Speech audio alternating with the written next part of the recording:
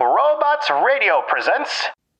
In 1997, director Gus Van Sant and star Robin Williams gave the world a heartwarming tale of a broken genius finding his inner peace. In 2020, Heaven Hill gives us a bottled-in-bond bourbon to continue our Springtime of Swill. The movie is Good Will Hunting.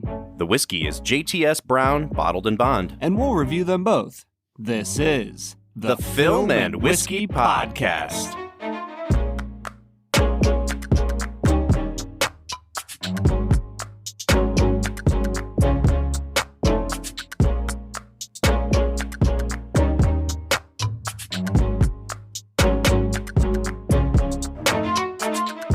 Welcome to the Film and Whiskey Podcast, where each week we review a classic movie and a glass of whiskey. I'm Bob Book. I'm Brad G. And this week we are looking at the 1997 film Good Will Hunting. See, the sad thing about a guy like you is in 50 years, you're going to start doing some thinking on your own, and you're going to come up with the fact that there are two certainties in life. One, don't do that. And two, you dropped 150 grand on a f***ing education you could have got for $1.50 in late charges at the public library. Yeah, but I will have a degree. And you'll be serving my kids fries at a drive-thru on our way to a skiing trip. Yeah, maybe. Yeah, but at least I won't be unoriginal. Brad, we are finalizing our series on Robin Williams. We've done 4 movies kind of spanning Robin Williams' career. And this is the movie that, to some people, he should be remembered for the most, because this is the film where he won his Academy Award for Best Supporting Actor. Yeah, it goes so deep that in Boston, the bench that he and Matt Damon kind of had their little conversation on next to the river, that kind of became like a memorial site where people were, putting down flowers and notes and letters and candles. It's really become his most famous role that he's most well known for. Yeah, in some ways that's true. In other ways, I feel like Robin Williams, we saw so many different sides of his personality in his career. We saw his kind of versatility, where if you wanted to say Mrs. Doubtfire is his most iconic role, you'd probably be right. If you wanted to say The Genie was his most iconic role, you'd probably be right. If you wanted to say Dead Poets Society or Good Will Hunting are his most iconic, you'd probably be right. And I think that's what I've enjoyed the most about this little dive into Robin Williams' career. Yeah, I personally probably saw him first as Genie. But for me, one of my favorite Robin Williams things that we didn't talk about, and we're not going to because this is a film podcast, but I loved him on the TV show Mork and Mindy. Bob, have you ever seen that? Oh, yeah, I've seen a few episodes of Mork and Mindy. It started as a spinoff from Happy Days, and that's how people got to know Robin Williams, as this kind of crazy, manic personality on TV. Yeah, so you just see so many different sides of him. I think the beautiful thing about his film career is that you do get a lot of very kind of serious sides of Robin that you wouldn't necessarily get if you just saw the manic TV show Robin Williams. He just has this ability to draw you into his performances, and it's funny to me, but I've realized I think he has a lot more heartwarming performances in movies than he does just funny performances. It definitely seems like he leaned more in that direction kind of post Dead Poets Society. Like that's when he finally started to get really recognition for his dramatic chops. And I feel like, the year after Dead Poets, he does Awakenings. All through the 90s, he's kind of alternating between some comedy, but then these really sort of sentimental kind of movies like Patch Adams. And especially after he gets his Oscar for Good Will Hunting, you really don't see him too much in comedies at all after that. So in a lot of ways, this movie was the pinnacle of his dramatic acting career. And Brad, I want to get into talking about Good Will Hunting. Had you seen this movie prior to this viewing for our podcast? Yeah, I've actually seen the movie. I would say this was my 4th, maybe 5th time seeing it. I know I've seen it 2 to 3 times before. Yeah, I've probably seen it about the same. This may have been my 3rd viewing. I actually never really caught up with this movie until I was in my 20s. Like, it's only been a few years since I've seen this for the first time. And I feel like it had kind of hung over me as a movie that I hadn't seen, because a lot of people saw this movie. It was an independent movie that was picked up by Miramax. It had a huge marketing push behind it for the Academy Awards. And then after Ben Affleck and Matt Damon win their Oscar for the screenplay after Robin Williams wins his Oscar. It becomes like a smash hit. And in the years following, I think kind of everyone has seen this movie at some point, whether it's, in the theater or as a rental or on cable. And I had just never caught up with it. So I didn't really have like the attachment that a lot of people have had with this movie for the last almost 25 years now. Yeah, Bob, I think I'm kind of in the same spot as you. I'm pretty sure the first time I saw this film would have been like sophomore, junior year of college, probably around the time when we were roommates. And honestly, as you were talking about it as a movie and how it gained popularity and won the Oscars, it actually kind of reminds me of another film that we've already reviewed on the podcast. I feel like this movie is somewhat similar to Shawshank Redemption, just in the timing, the year that it came out. It's a 90s film. I'll bet you it feels like an easy movie to watch on cable. It feels like an easy movie to just kind of catch in the middle of it and be like, oh, yeah, it's Good Will Hunting.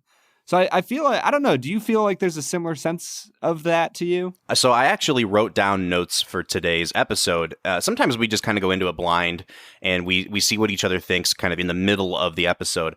I wrote down all my notes for this film because I thought we might get into an argument about it, Brad. And the movie that I most want to compare this to is The Shawshank Redemption. I'm really, really happy that you kind of picked up on some of that. I do feel like there's kind of like some thematic stuff that's even similar to Shawshank. So I'm excited to get into talking about that. But before we get to that point, Brad, we need to introduce America's favorite segment on the Film and Whiskey podcast, which we call Brad Explains. This is where Brad has often seen a movie for the very first time, and he brings his opinion of the film to our podcast, and he breaks down the plot of the film for our listeners.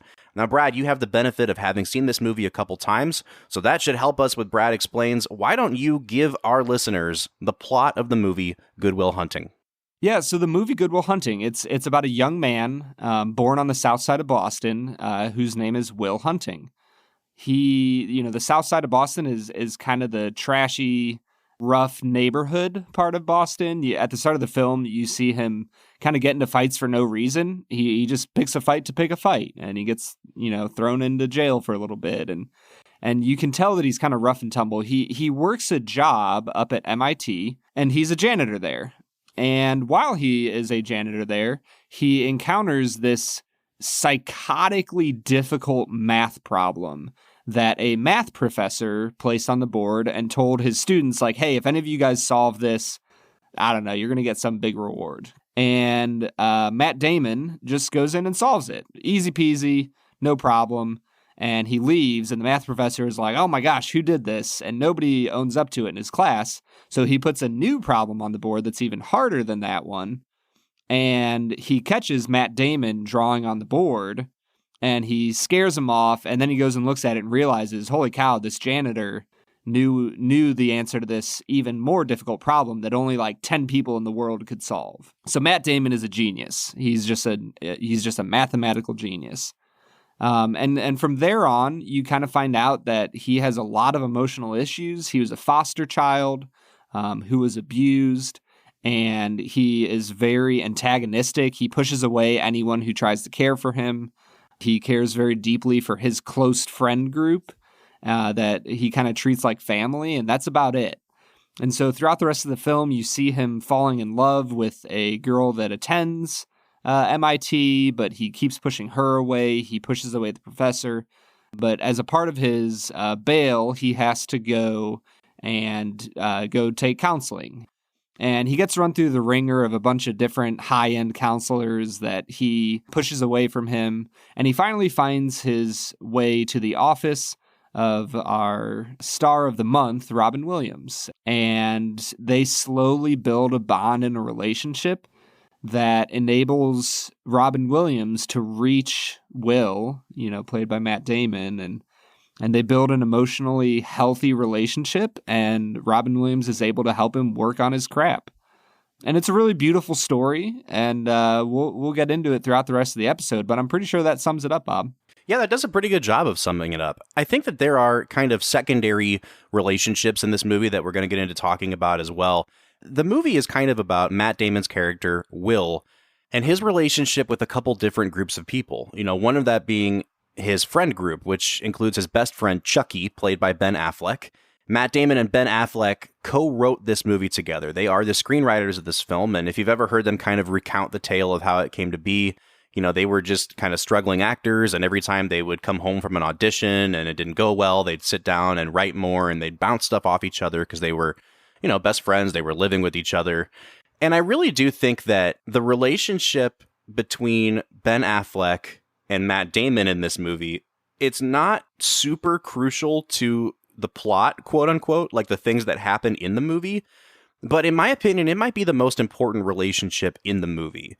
And Brad, I guess the place that I want to start talking, we're going to get into talking about these performances. And so why don't we just start with these two incredible young actors, Matt Damon and Ben Affleck. What did you think of their performances in this film? Dude, first off, you hit the nail on the head. Holy cow, were they young in this movie? Yeah. I think that we've forgotten, first of all, I can't believe it's almost been 25 years since this movie came out. But on top of that, they have been huge, famous Hollywood actors for so long as a result of this movie that we kind of forget how young they were when this came out. Can I be honest with you, though? There's a large part of me that feels like the only reason Ben Affleck is famous is because he was, I don't know about dated or married to Jennifer Garner when she was at the height of her powers, and because he's best friends with Matt Damon, who has turned out to be a much more prolific, a much better actor than Ben Affleck. Do you agree with that, or am I off my I would agree that Matt Damon is probably the better actor between the two. I think Ben Affleck has just made some really questionable career choices, but I think he is absolutely a movie star in his own right. And I think he's a really good actor when he chooses the projects that actually showcase his talents, as opposed to just Daredevil. Yeah. Yeah, I don't know. I was watching this and I was like, man, how is it that Ben Affleck is a major movie star? And not because of his role in Good Will Hunting. It just feels like in general, yeah, Matt Damon has made much better choices with his roles. Well, maybe we should kind of go out of order a little bit then. And I want to talk about Ben Affleck a little bit, because in a lot of ways, I think that Ben Affleck, not just his character, but his performance in this movie really helps to hold the whole thing together. Will is kind of going in and out of these different kind of circles that he has socially, with the math professor, with Robin Williams' character, Sean, with his girlfriend, Skylar, and with this group of friends. And for me, I think the most emotionally powerful scenes in the movie aren't the ones that are, in the trailer and on the awards show clips of Robin Williams saying it's not your fault. I really felt the power of that friendship when Ben Affleck is telling him on the construction site, you owe it to me to do something with your life. It'd be an insult to us if you're still here in 20 years. Hanging around here is a fucking waste of your time. You don't know that. I don't? No, you don't know that. No, I don't know that. Let me tell you what I do know. Every day I come by your house and I pick you up. And we go out, we have a few drinks and a few laughs, and it's great. You know what the best part of my day is? For about 10 seconds from when I pull up to the curb when I get to your door. Because I think maybe I'll get up there and I'll knock on the door and you won't be there. No goodbye, no see you later, no nothing. You just left. I don't know much, but I know that. And when that finally happens, spoiler alert, at the end of the movie, when Matt Damon finally gets his act together and goes to California to go chase Skylar, basically, and the camera just stays on Ben Affleck's face and his reaction to realizing that his friend is finally realizing his potential, that was actually the most powerful moment of the movie for me. And I think that Ben Affleck freaking knocked it out of the park in this movie.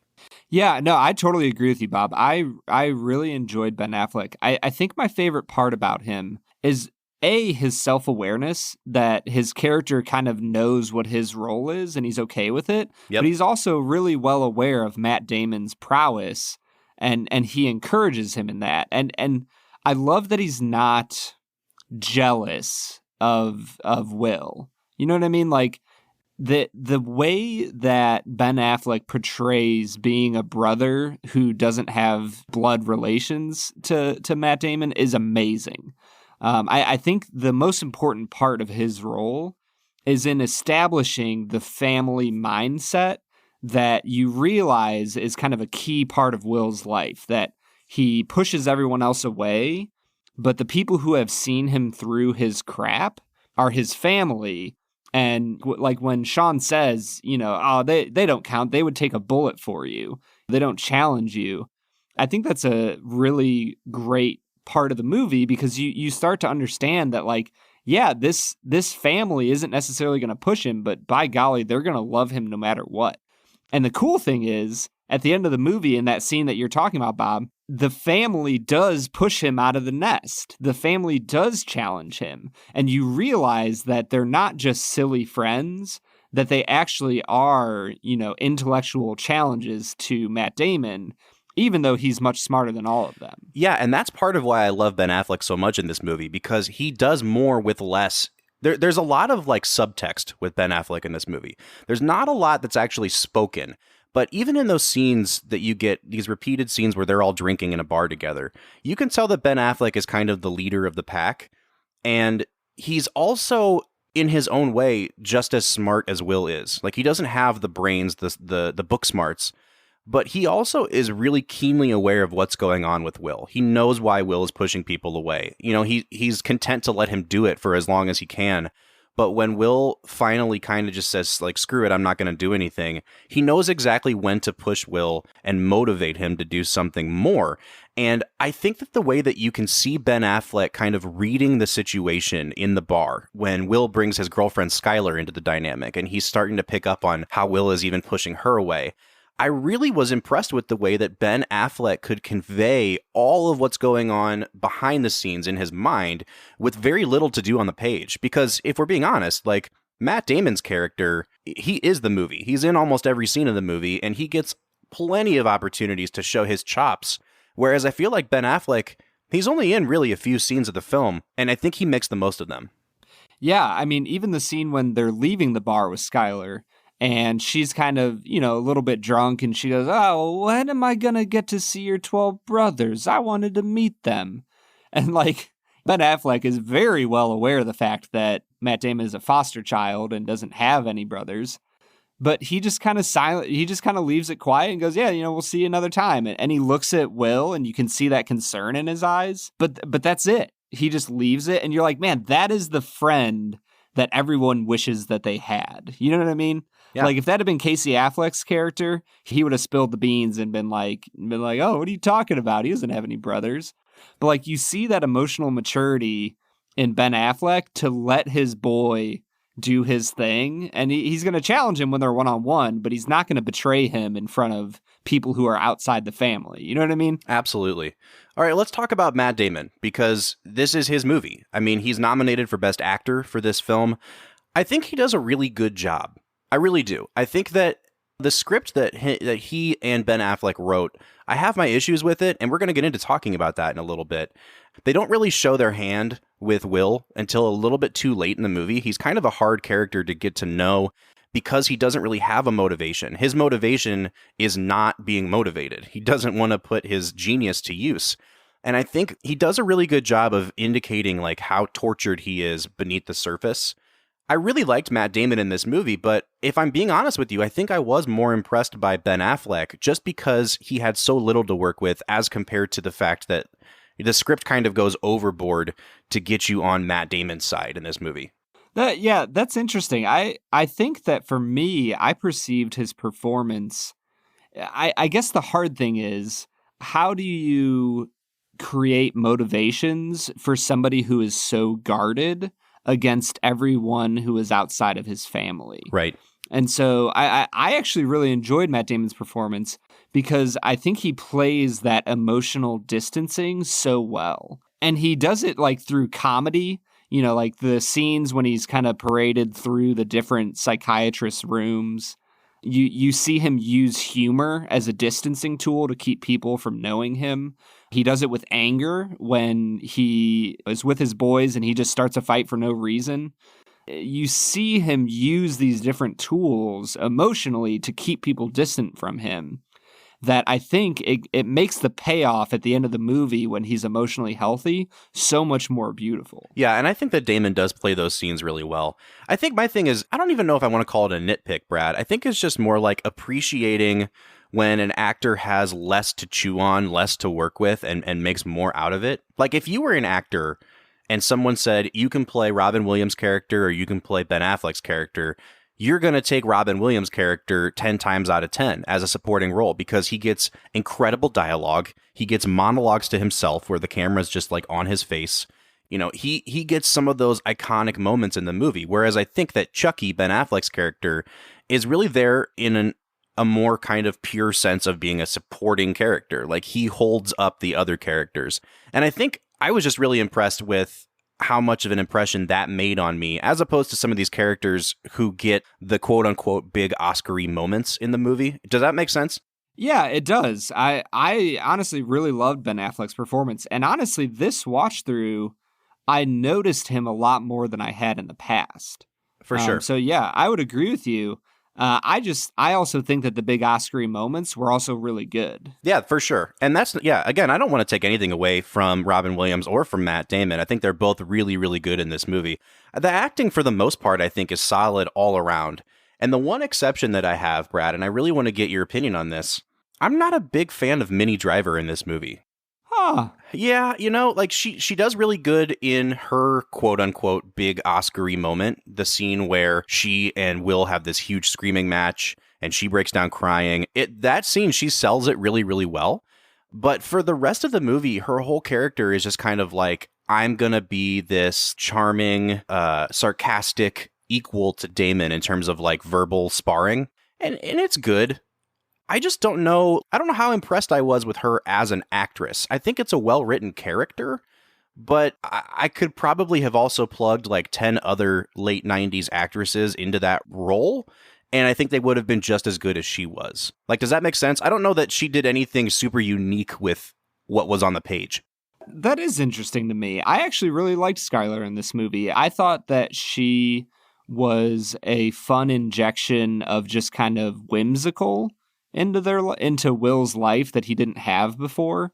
Like he has fun with his boys, his family, but he doesn't really have any sense of fun in the whimsical sort of manner. So I really liked how she injected that into the film. I think that you see her draw Will out in certain ways that you don't see any other character do.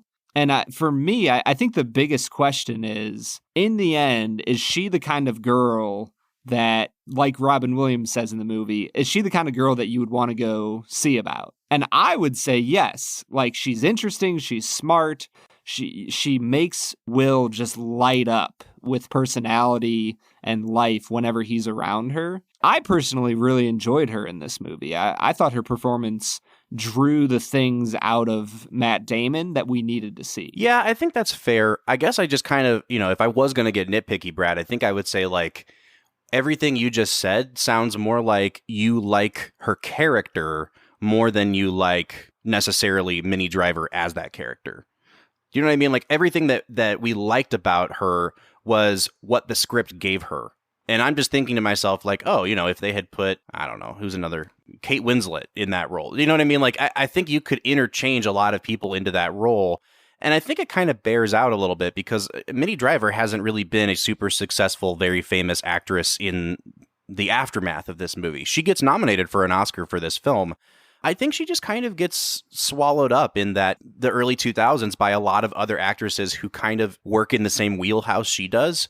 And I think that's kind of what I'm getting at is, like, I don't see a lot in her as an actress that stands out from any other actress working at this time. Yeah, I mean, I suppose so. I guess I would look at it and I'd say, yes, sure, I can think about other actresses in that position, but all I know is Minnie Driver in that position, that role. And I personally liked her a lot. And I don't think it's just kind of what the script gave her. I don't know. I enjoyed the way that she interacted with Matt Damon. I enjoyed the way she used her eyes to show excitement, to show hurt. I thought that the screaming match scene was extremely well done.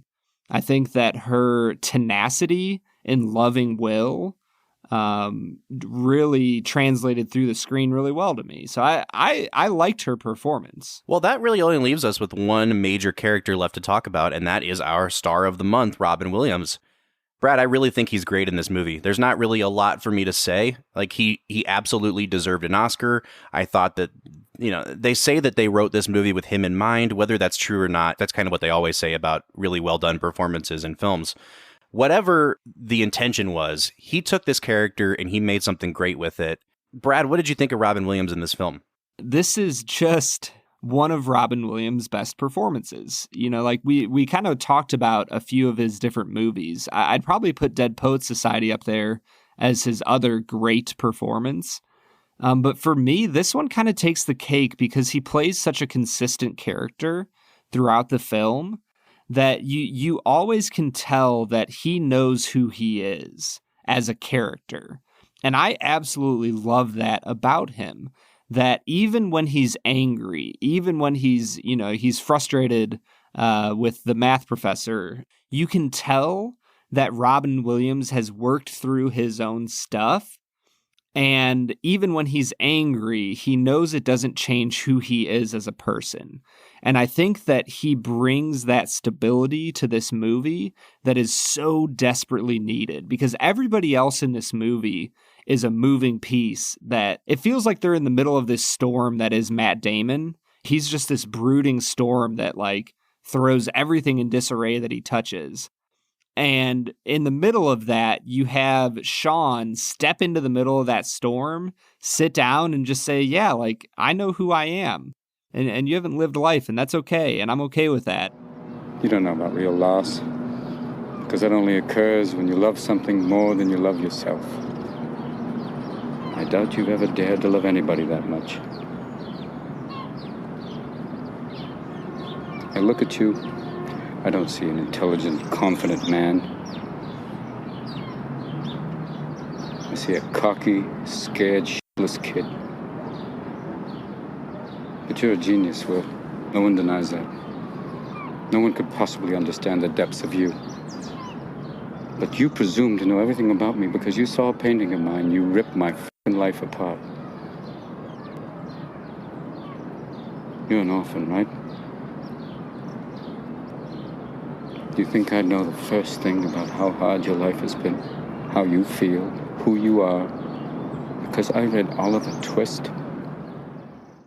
I just love the way that Robin Williams sits in the middle of Matt Damon's storm and becomes this emotional foundation for him to calm the storm, for Matt Damon to slowly examine the pieces of his life and kind of helps the world stop spinning around him. I just think that Robin Williams does a masterful job with that. Yeah, and Brad, I don't really want to get into talking too much about Robin Williams' own personal struggles and personal battles. I think we as a general population now know a lot more about what he was going through mentally. But even at this time, I think America was really aware of his struggles with drug addiction, that he had kind of overcome an addiction to cocaine. And I think that you need someone like a Robin Williams in this role. You need someone who has had real life trauma and struggles that they have overcome or that they're still grappling with, to be able to convey the really sort of tortured, broken down kind of nature of his character, Sean, in this movie. And I think the crazy thing about it is Robin Williams was 45, 46 years old when this movie comes out. Matt Damon and Ben Affleck are both older now than Robin Williams was when this film came out. And if you tried to remake this movie and put either one of those two guys in the Robin Williams role, it doesn't work. It only works because he believably plays a guy that has lived a lot of life, that has seen some real stuff in his time, and that kind of has that weathered, wizened look to him. Yeah, I think weathered is the greatest way to describe it. It's crazy that you bring that up. I literally was just looking at Ben Affleck and Matt Damon's age. Matt Damon is 50 and Ben Affleck is 48 or 49. That's crazy to me because they both still look super young. And in this movie, Robin Williams, and I'm sure, makeup and they had him grow out his beard and all that. But he looks like he could have been 58 to 62 in this movie. Absolutely. He was struggling, and I think it works. It helps him kind of build this mystique of the weathered, broken counselor that knows his stuff because he's seen his stuff, because he's lived in the real world. Well, Brad, we have a lot to keep talking about with the movie. I want to talk about Gus Van Sant's direction. I want to talk about this script that won an Oscar. But before we get to that, let's hit pause and let's try this JTS Brown bourbon. Let's get to it.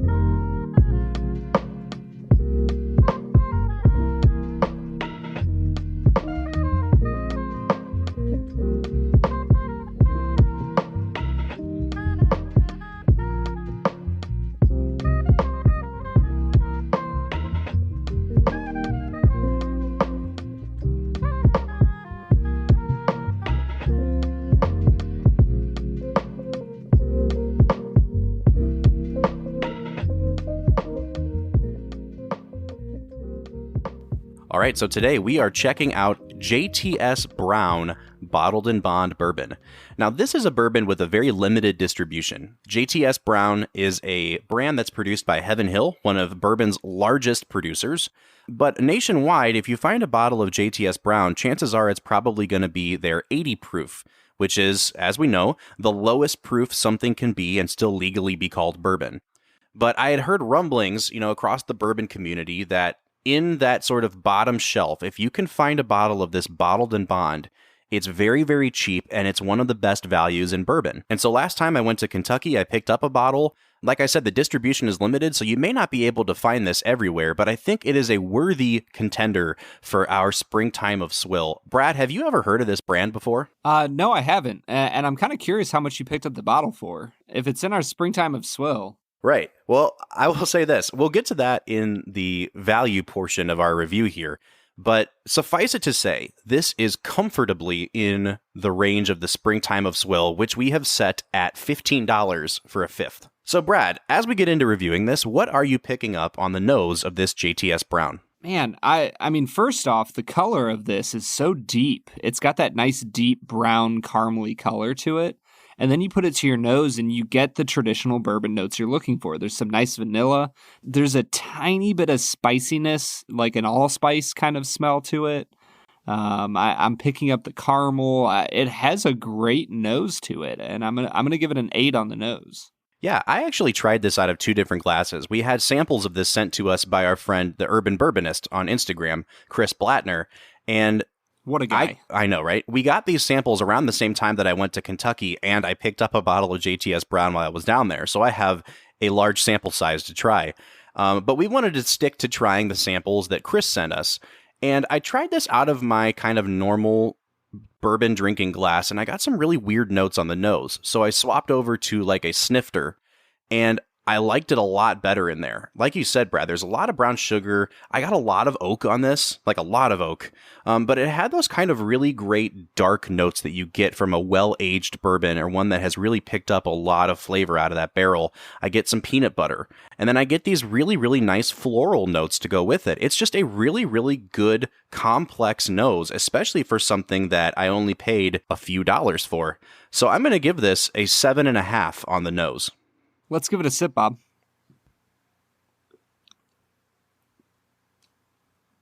Oh, wow, that's really nice. Yeah, so again, I got a lot of different notes out of the taste between the 2 glasses that I tried it from. But especially on this kind of rounded snifter, it's pretty thin up front. I don't know if you'd agree with that, Brad, but it feels thin in terms of mouthfeel. My first thought was, it's a nice amount of thinness, though. It's not like 80 proof water. Yeah, it's not weak. It's just that it's not really viscous. Yeah, and it's kind of nice. It's really sweet, and I get a lot of spice on it, too. Lots of pepper notes on this, which is really, really good. I think it helps out to give some complexity to the sort of thin mouthfeel that it has. I'm going to give it a 6.5 on the taste. I'm actually going to give it a 7 on taste. I really enjoy this a lot. I'm picking up especially that allspice I was talking about. I'm really getting that pretty strongly on my palate, and I actually like it a lot. Like you said, the slightly lesser amount of viscosity, I think it helps bring out some of those flavors, the spiciness, and I'm really, really enjoying that.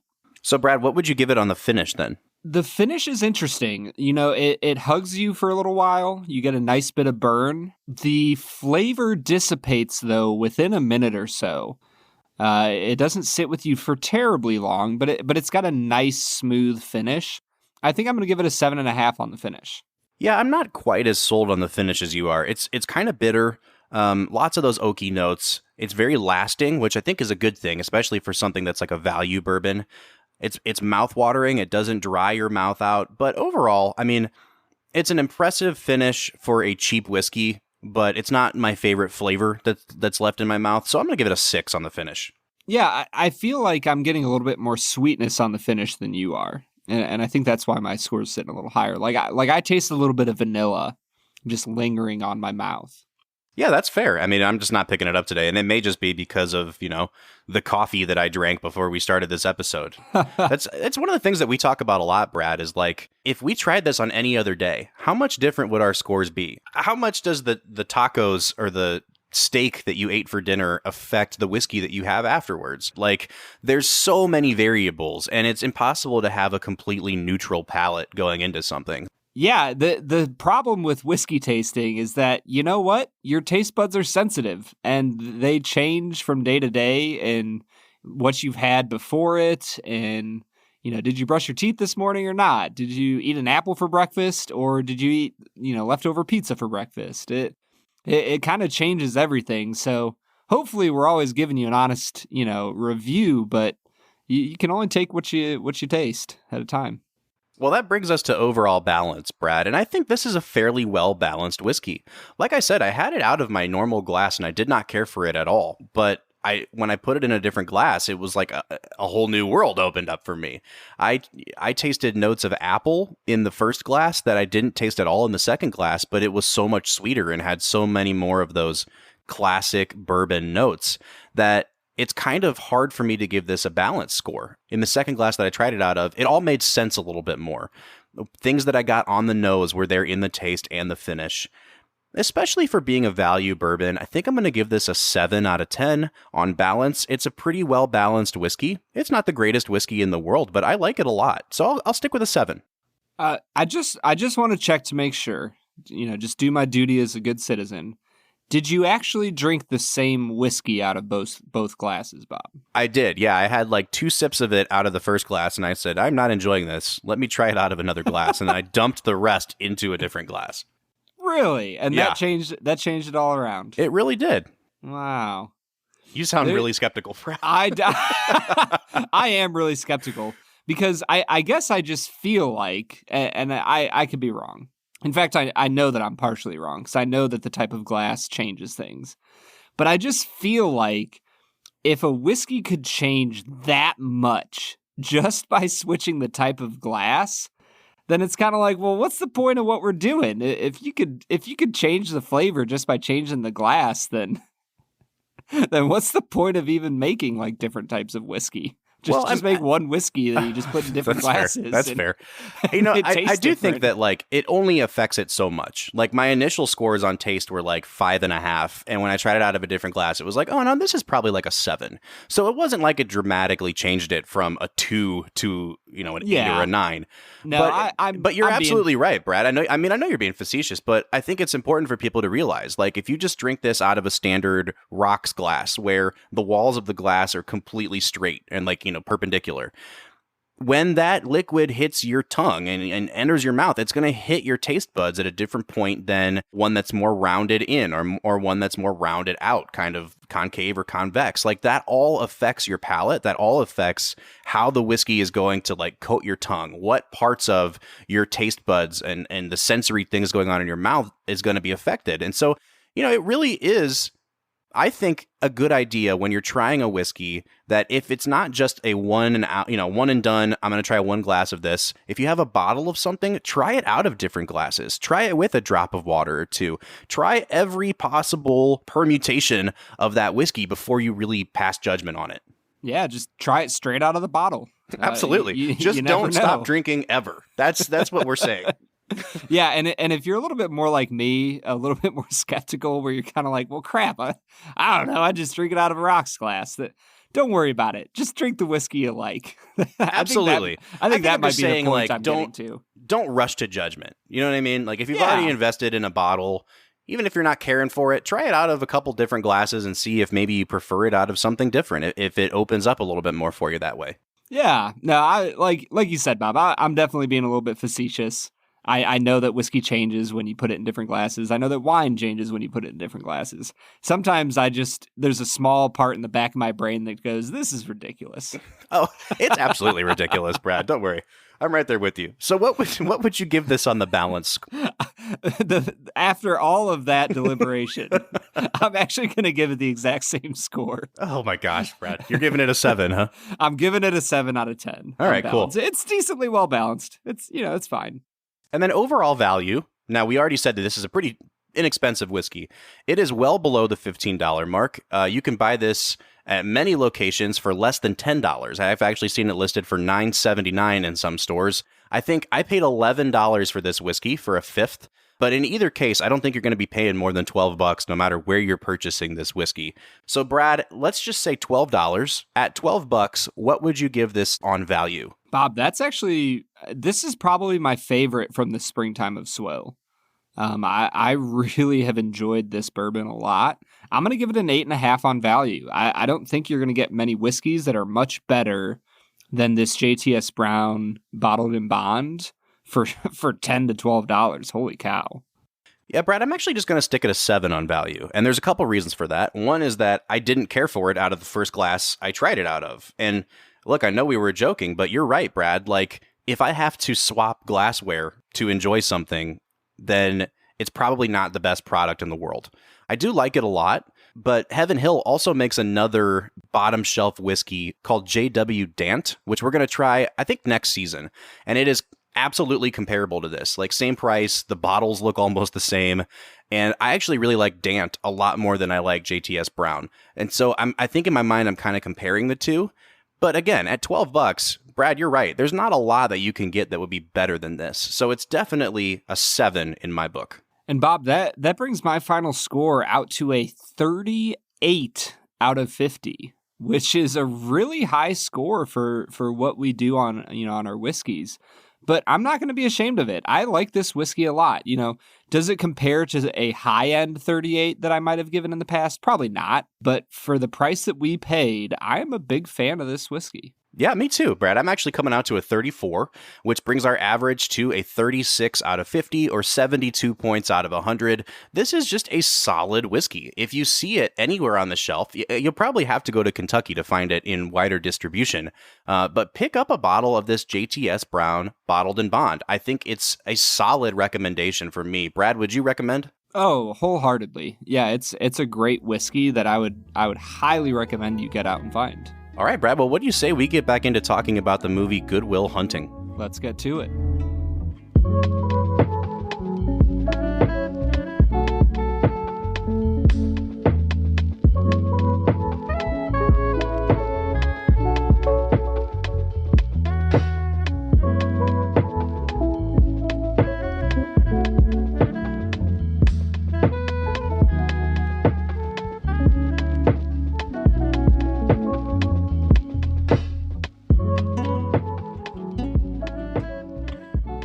All right, so that was JTS Brown Bottled-in-Bond, a whiskey that we both really, really enjoyed. And Brad, this is a movie that a lot of people really, really enjoy. And I'm excited to get into talking about kind of our overall impressions of the movie. We've talked about the acting and literally nothing else so far. So I want to get into the direction, I want to get into the script, I want to get into the reputation this movie has built up over the years. And so I'm going to leave it up to you, Brad. Where do you want to start in kind of breaking down our impressions of this movie? Well, I think what we need to start with is probably the script and then talk about how the direction kind of moves you through the script. Because, the script is what won the Oscar. But I do think there are a few flaws in the script. So I'd kind of like to get into that. Absolutely.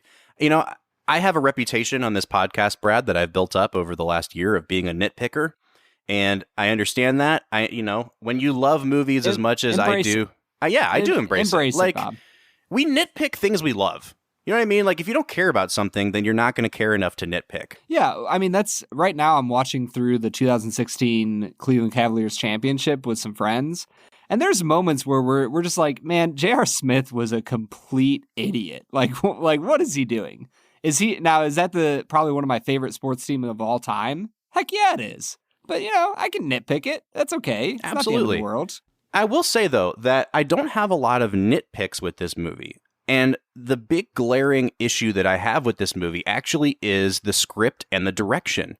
And this script won an Oscar, and I think that over the years it's become kind of this classic textbook example of like the Hollywood Cinderella story. We've seen the clip of Matt Damon and Ben Affleck winning their Oscar, and it's this classic moment in Oscar history. But Brad, like, I think there are moments where the dialogue in this movie is incredible. I think some of the monologues that they give, like Robin Williams on that park bench, is an incredible scene. The first scene between Will and Sean, when, Sean chokes him out, the back and forth that they have, it's a perfectly written scene. And then there are other moments where the dialogue is so eye-rolling and so cringy. You can tell this was their first script. You know what I mean? Like, is it a well-written movie? Yeah, I think it's structured well. I think it's a really familiar movie, and that's why people like it a lot. Like, I don't think there's ever really a point in this movie where I'm like, oh, I don't know where this is going to end up. It's predictable, but it's really comfortable. But I don't think I've ever understood people like teaching this script in screenwriting classes. Like, I feel like I've seen this movie or seen this story played out 100 different times, and this is a really good example of it. But it's not necessarily the most original thing I've ever seen. That's really interesting to me. I don't know if I've seen a lot of other movies that engage these specific topics in the same way that they do in this film. Do you have other movies in mind that are like similar? So there's a really cool website that I think is called tvtropes.com or something like that, where they do movies too, but they break down like all of the different tropes or recurring themes that you see in movies. And Good Will Hunting's page is like really long. And I think the thing about this movie is that it takes a lot of cliches and it puts them together in a way that people hadn't seen before. And so in one sense it is original, but I think in another sense, like, I was kind of identifying movies all throughout watching this that I was like, oh, this reminds me of that, and this reminds me of that. There's the overarching trope of like the young man who denies who he wants to be. And that's something that you see in movies like The Graduate. You know what I mean? You're denying what your destiny is. And that, we talked about that in movies like The Lion King. You are a king and you're denying it.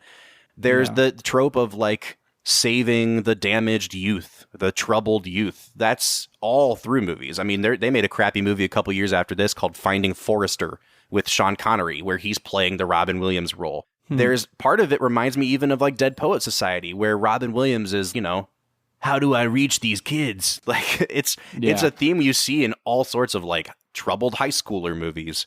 There's the genius who overcomes his obstacles kind of cliche, which is something that we talked about with The Beautiful Mind and The Pursuit of Happiness. Like I think that there are familiar themes that run through this movie.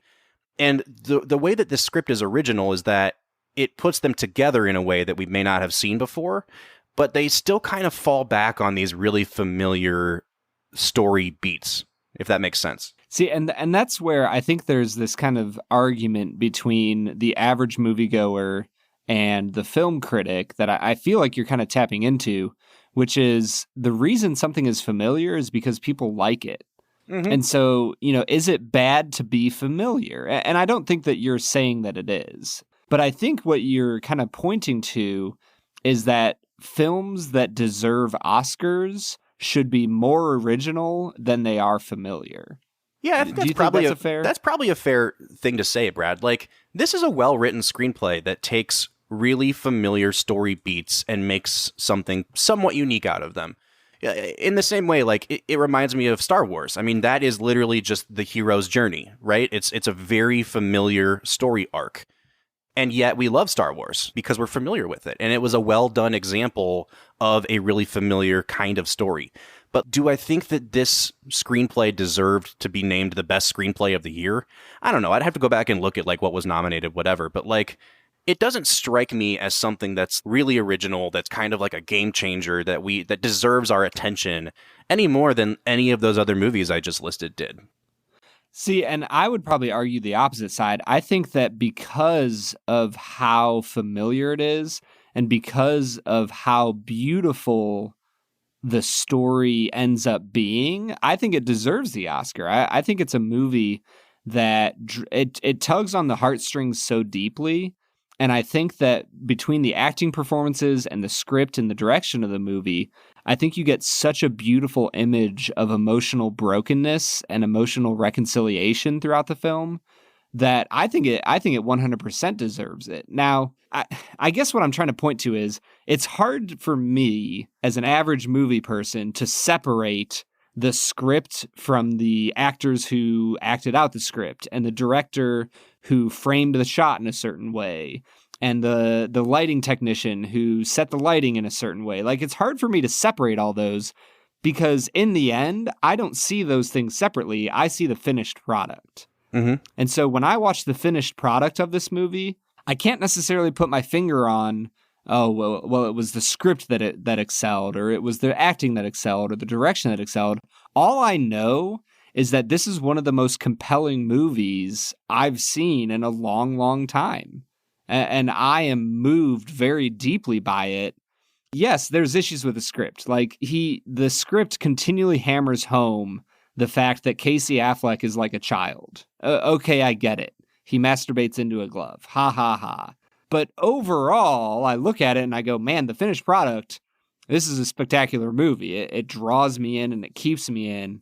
I don't know about you, Bob, but like, this is a movie that makes me cry. Like, maybe not every time, but like, I was watching this 2 or 3 days ago and I was crying at the end of it because as I get older and as I listen to Robin Williams talk about what it's like to find a woman and to find someone that farts in the middle of the night and you take the blame for it because they wake up, they farted so hard. She woke up and got like, oh, was that you? See, I didn't have the heart to tell her. Oh, God. She woke herself up.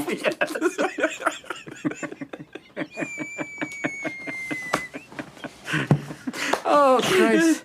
But Will, she's been dead 2 years, and that's the shit I remember. It's wonderful stuff, you know? Little things like that. Yeah, but those are the things I miss the most. The little idiosyncrasies that only I knew about. That's what made her my wife. Oh, and she had the goods on me, too. She knew all my little peccadillos. People call these things imperfections, but they're not. Oh, that's the good stuff. And then we get to choose who we let into our weird little worlds. Things like that, as I get older and the more I experience marriage and life, the more I appreciate how deeply this script and this movie touches on some of what I consider to be the most important things in this world. Absolutely. I think that's what draws me in so much about the script. Absolutely. And I agree with you, Brad, that I'm willing to kind of overlook some of the bad parts because the good stuff is so good. Right. And for me, especially, like, the last half hour of this movie really, really worked. And it made up for and it justified all the cliches and all the bad dialogue that came before it. I was trying to research a little bit of, like, what makes this script really good. And I learned that there's a thing in screenwriting called the melodrama rule. And basically, it's like a generally accepted thing when you're writing a script that you don't want to put too many scenes back to back where people are, like, in hysterics, where they're crying and yelling and having these big emotional breakdowns, because you're not giving the audience enough time to kind of breathe in between those scenes. Like, you need to build to it. And that makes sense. And they said Good Will Hunting breaks this rule because this person counted 5 scenes in a row where there's like a big emotional climax. And yet, the reason that works in this movie is because the accumulation of everything that's falling apart in Will's life all comes to a head. And so they're able to break this long-standing rule of don't do this because it works for this movie. Will has worked so hard as a character to build up this facade over the years, to not allow anyone in, to project this sort of really tough exterior. And it literally destroys every relationship in his life until he can finally hear those words, "It's not your fault." And that scene works for me, not because of what's actually said. I think any therapist will tell you that's some weak sauce therapy. Yeah. But like, the reason it works is because we've seen Will literally wreck every relationship that he has in his life leading up to that. And he is in such a vulnerable spot that just hearing that one sentence is what finally breaks him. And I think that's why this movie works so well, because it does such a good job of showing how all of these things accumulating really build to that climax. And I think they really land the plane really, really well, in spite of a few bumps along the way. And I really think that one of the most important parts of this movie is the fact that the movie doesn't end with Robin Williams telling him it's not your fault. Like the fact that you get some cathartic moments of him fixing relationships with other people, and you end with this kind of hopeful scene of him driving out to San Francisco to try to repair the damage that he did with Skylar. Like, I think that the movie knows just the right point to stop. And I think, honestly, the credits scene is one of my favorite scenes in the movie. I just love that you just get this long, uninterrupted shot of him driving out west. Mm-hmm. And maybe it's the Midwesterner in me that, you know, as I watch him driving, I'm like, oh, he's in like Pennsylvania and Northeast Ohio right there. Like I know that he's on Highway 80 driving. There's something about that is familiar to me. And there's something about that that's beautiful, where you just get this shot of like, this isn't the end of his life. He's still traveling. I think this movie wraps up so daggone well with that shot of him driving out west, because it kind of encapsulates the whole movie. Like, the whole movie is a journey. The whole movie is Matt Damon taking a trip through his life, finding emotional stability, and you don't just end there. You know that he's going to live the rest of his life. You know, in the movie, he just turned 21, and you know that he's going to make something of it, but you also know that it's because Sean was willing to sit with him in that storm for this period of his life that he could kind of calm the waters of his childhood and be a healthy adult. Absolutely. Brad, before we give our final scores, I want to talk about one other thing. You know, in the wake of the Harvey Weinstein scandal, I think people have gone back and looked at Harvey Weinstein's involvement with all these movies in the 90s and the 2000s. He was one of the executives at Miramax, and he is known for being one of the most ruthless Oscar contenders ever. Like, he was a master at putting together successful campaigns to win his movies Oscars, because he knew if this movie wins Oscars, more people will go back to the movies and see it, because it has this air of importance after that. When I look back on Good Will Hunting, and I'm going to kind of out myself here, I think this is a good movie. I don't think it's a great movie. Like, I think it's well done. Like I said, it's a really familiar kind of movie. It hits some very familiar beats, and it does it well. But I've never really seen this as like a 10 out of 10 movie. Now, some people do, and I appreciate that. Everybody has their opinion. But part of me wonders how much the movie's Oscar campaign and how much the marketing of this movie has kind of influenced us a little bit. And we've talked about this a bit with other films on the podcast. In 1997, 1998, Miramax is at the height of its powers. And we are being fed these commercials where you see movie critics fawning over this movie. We're being fed these images of Damon and Affleck on stage getting an Oscar. And nowadays, like, that kind of marketing doesn't work anymore. Nobody watches the Oscars anymore. Nobody cares about stuff like that. You don't see commercials for movies where there's a ton of movie critic quotes, because we don't have a Roger Ebert anymore. Like, no one takes movie critics seriously anymore. But in 97, 98, they absolutely did. And, you know, this movie gets sold into syndication. It goes on to TNT. It's sold to us as a new Hollywood classic, the same way that Shawshank was, Brad, and you brought this up earlier. And I think, like Shawshank, it's a really easily digestible movie. It's a movie that can be marketed as a classic, quote unquote. And part of me just wonders, like, I wonder how much the fact that we've been fed this movie as a classic affects the way we look at it. Because I think it's a good movie, but I don't know if I would consider it a classic. Yeah, Bob, I can't speak for everyone else. I can only speak for me.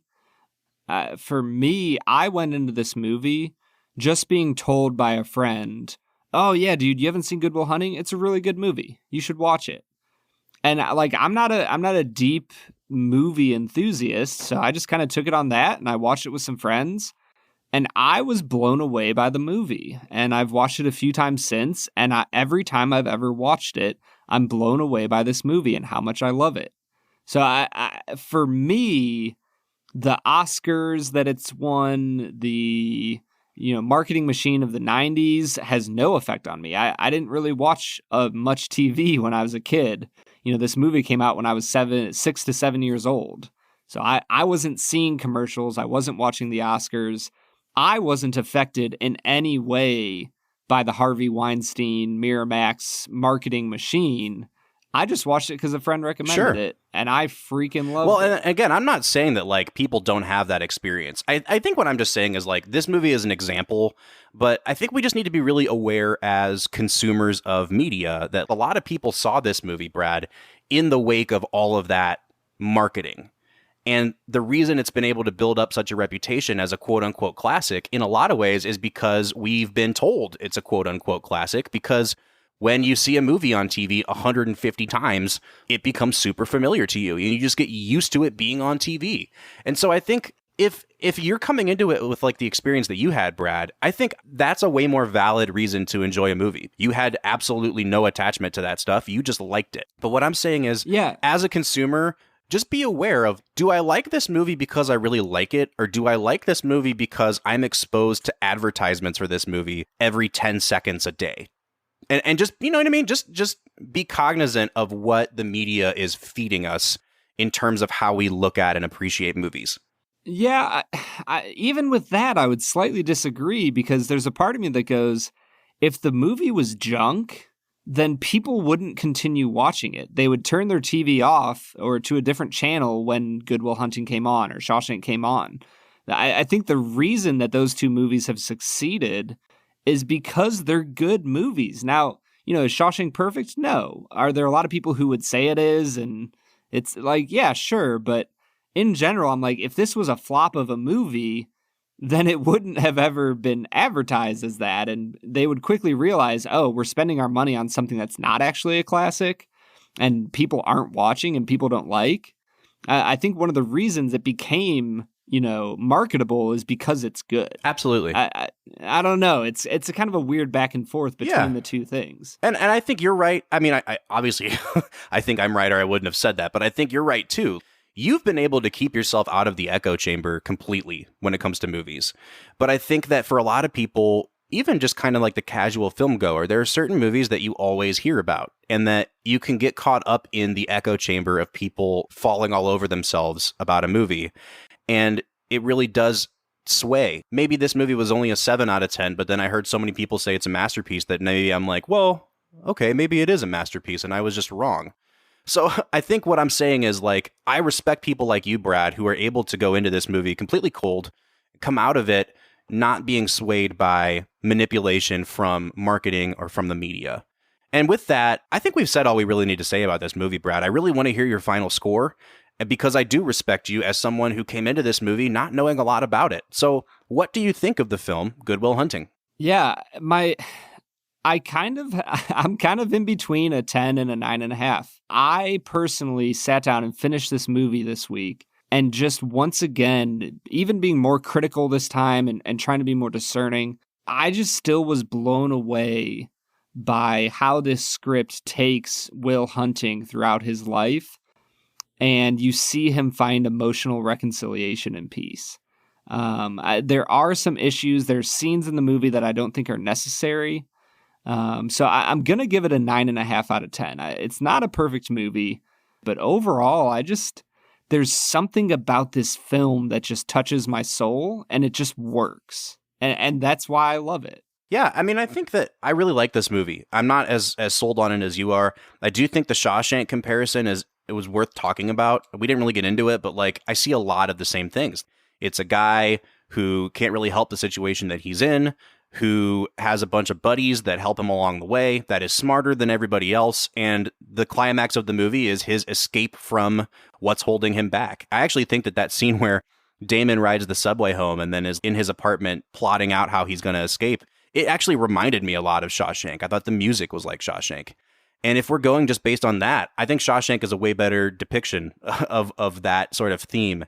This is a good movie that is solid, and I just have never understood why it's held up as like one of the best movies of all time. I don't think it's Robin Williams' best performance, even though he's great in it.